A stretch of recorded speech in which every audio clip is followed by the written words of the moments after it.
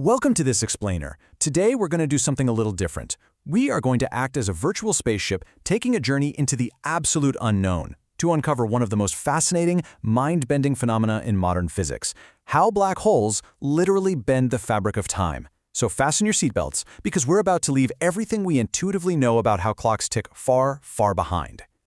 Okay, let's jump right in with a completely wild scenario. Imagine spending just one single hour somewhere out in the universe, but that 1 hour costs you 7 whole years back on Earth. Just think about that for a second. You wait around for 60 minutes, maybe grab a cup of coffee, and by the time you come back home, your friends and family have aged nearly a decade. Now you're probably thinking, wait a minute, I've seen this before. And you know what? You probably have. This exact scenario played out on that massive water planet, Miller's Planet, in the movie Interstellar. But here is the truly incredible part.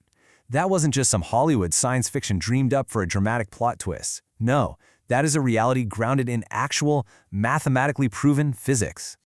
So what's actually going on here? Well, to understand it, we have to look at Einstein's theory of general relativity. You see, gravity doesn't just pull physical objects down to the ground. It actually bends space and time itself. It's a phenomenon called gravitational time dilation. Simply put, the stronger the gravity, the slower time passes. So the closer you are to a massive source of gravity, the slower your clock ticks relative to the outside universe. To you, your time feels totally normal, but to everyone else far away, you're practically moving in slow motion. All right, let's move into Section 1, Birth of a Black Hole, and see how these cosmic giants are born to create such intense, time-bending fields. Usually, we think of space as just this huge, empty void. Actually, scratch that. Don't picture a void. I want you to picture it more like a flexible mesh, kind of like a giant cosmic trampoline. If you place a heavy bowling ball right in the middle of it, it creates a deep dip, right? That dip represents gravity. A black hole is essentially an infinitely deep pit in this fabric. Because the pit is so ridiculously steep, the gravitational pull is inescapable, and time, as we know it, gets completely stretched and warped right along with it. So where does an infinitely deep pit even come from? Well, think of a black hole as the ghost of a massive star. For millions of years, a star is in this delicate tug-of-war. The intense heat from nuclear fusion pushes outward, while its massive gravity pulls inward. But eventually, the star burns through all its fuel. The outward force of heat just stops. And when that happens, gravity completely takes over. The star instantly collapses in on itself, crushing all that immense mass into an incredibly microscopic volume. Now, before you start looking up at the sky, worrying about our own sun suffering this dramatic fate, you can relax. The brilliant astrophysicist Subramanian Chandrasekhar proved mathematically that a dying star must have a mass greater than 1.4 times that of our sun to actually collapse into a black hole. Our sun is just way too small to create that infinitely deep pit, so we are perfectly safe. Moving right along to Section 2, Anatomy of the Darkness, let's actually pilot our virtual spaceship down toward the abyss and break down what it looks like. Let's take a spatial journey inward, layer by layer. We start at the outside with the accretion disk, this massive, wildly spinning ring of superheated gaseous debris. Push a bit further and we hit the photon sphere, which is this bizarre region where light itself gets trapped. Then comes the event horizon, the terrifying point of no return. And finally, the singularity at the very core, where all that mass is infinitely compressed. So pausing at that outer ring for a second, the accretion disk is spinning incredibly fast, and it creates a famous optical illusion. Because of something called the Doppler beaming effect, the particles spinning rapidly towards us look super bright, while the side spinning away looks a lot dimmer. Plus, the intense gravity literally grabs the light coming from behind the black hole and bends it right over the top. That's what creates that iconic, mind-bending glowing halo we've all seen in recent telescope images. Push past that glowing disk, and we enter the photon sphere. Here, gravity is so strong it grabs hold of photons, the actual, literal particles of light, and forces them into a circular orbit. Think about what that means for a second. If you somehow survived reaching this exact layer and just look straight ahead, the light from the back of your head would orbit all the way around the black hole and hit you right in the eyes. You could literally look forward and see the back of your own head. Crazy, right? All right, Section 3, Crossing the Event Horizon. Let's look at what actually happens when you cross the ultimate point of no return.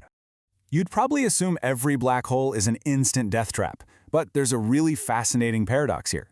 If you fall feet first into a smaller, stellar black hole, the gravity at your feet is vastly stronger than at your head. You would be violently stretched out like a noodle in a process scientists literally call spaghettification. But in contrast, a supermassive black hole, like the one at the center of our galaxy, is so incredibly huge that the gravity gradient is actually super gentle. You could cross its event horizon without feeling any physical stretching at all. You'd just slip right inside, totally undetected. But here's where it gets really weird. Because gravity slows time, a friend watching you from Earth would see something entirely different than what you're actually experiencing. From far away, your friend would see your image slow down, turn redder and redder as the light loses energy struggling against the gravity, and eventually, you just permanently freeze right at the edge. To them, you never actually fall in. But from your perspective, you cross the threshold in an absolute flash, falling straight toward the singularity, while your own perception of time feels completely, perfectly normal. Which brings us to Section 4, Science Fact versus Fiction. Let's bring these massive space concepts back down to Earth and separate the cosmic myths from everyday physics. Let's bust the biggest myth right now. Black holes are not cosmic vacuum cleaners aggressively sucking up the universe. That is entirely false. Gravity is just gravity, no matter how dense the object is. If our sun suddenly magically became a black hole of the exact same mass, the Earth absolutely would not get sucked in. As long as we maintain a safe social distance, our orbit would remain perfectly stable. We'd just be circling the darkness instead of the light. You might be sitting there thinking this only matters if you're an astronaut hanging out near a collapsed star. But gravitational time dilation is a mathematical reality powering your everyday life right now. Because Earth has gravity, time moves slightly faster out in space where our GPS satellites orbit than it does down here on the ground. Every single GPS satellite has to constantly correct its clocks using Einstein's relativity equations. Without those tiny time dilation corrections, the navigation apps on your phone would become totally useless within a single day. We know exactly what happens on the edge of a black hole, and we use those very same laws of physics to navigate our own planet. But at the very center, that infinitely compressed singularity, our current laws of physics, including the entire concept of time itself, just completely shatter. Does time stop entirely? Do you enter a different dimension? Since not even a single photon of light can escape to bring us the answer, I'm going to leave you to ponder this ultimate cosmic mystery. What do you think happens to time when space itself ceases to make sense? Thanks for joining us for this explainer, and we'll see you in the next one.